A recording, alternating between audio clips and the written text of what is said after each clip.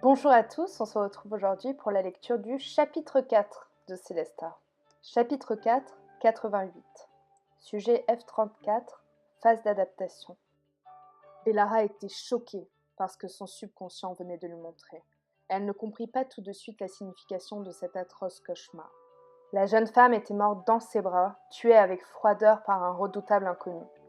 D'après son esprit, il s'agissait de sa propre mère. Bellara en déduisit qu'elle avait eu des parents, ou du moins une mère qui n'était visiblement plus de ce monde.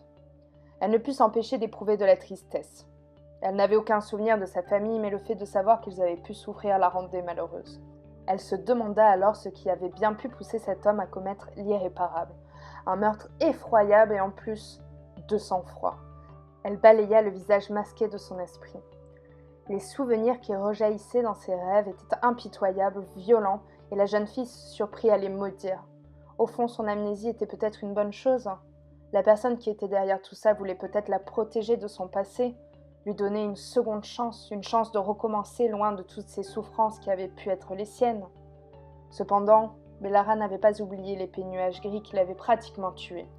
Toute cette mascarade n'avait aucun sens. La colère monta subitement en elle.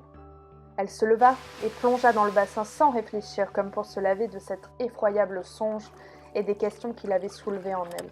Elle nagea de longues minutes dans l'eau claire, comme elle avait pu le faire dans son hypothétique ancienne vie. Son corps se détendit en même temps que son esprit. L'eau avait ce pouvoir extraordinaire de l'apaiser immédiatement. Belle s'en était rendue compte dès son premier bain. Une vague de gratitude balaya alors la colère qu'elle avait ressentie quelques secondes auparavant. Elle remercia à voix haute l'inconnu qui contrôlait la pièce. Le bassin était une source de bonheur pour elle depuis qu'il était apparu. Mais malheureusement, un sentiment bien plus profond commençait à ronger la jeune fille. Un sentiment qui, malgré son amnésie, ne lui semblait pas inconnu, même si elle ne savait pas expliquer pourquoi, la solitude. Seul le bruit de l'eau remué par les mouvements du sujet F34 résonnait dans la vaste pièce. Bellara s'arrêta un moment, le corps en suspension dans le liquide transparent. Elle fixa le cadran numérique avec insistance. Par souci de simplicité, et pour se repérer dans le temps, le sujet F34 avait décidé, après s'être longuement torturé l'esprit, de considérer le cadran numérique comme un indicatif des jours passants. Selon le cadran, il s'était donc écoulé 3 jours depuis qu'elle s'était réveillée dans la capsule, ce qui correspondait à environ 72 heures passées seule dans cette pièce énigmatique. Un soudain découragement la submergea quand elle réalisa le nombre de jours qui lui restait à vivre dans cette salle avant que le cadran affiche le 0, chiffre qui annoncerait sa perte ou sa délivrance. Survivre dans cet espace limité si longtemps sans devenir folle relevait de l'exploit selon elle, et le sujet F34 n'était pas sûr d'y arriver. C'est alors qu'une idée traversa son esprit. Pourquoi n'y avait-elle pas pensé plus tôt ? Elle se précipita hors de l'eau et enfila ses vêtements secs à la hâte avant de s'élancer vers l'un des 4 murs. Elle retint son souffle avant de frapper à plusieurs reprises contre la paroi de celui-ci.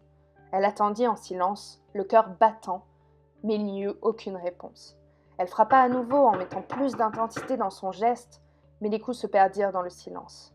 Bellara ne se découragea pas pour autant. Elle changea de mur et reproduit le même rituel sur les 2 parois suivantes. Personne ne lui répondit.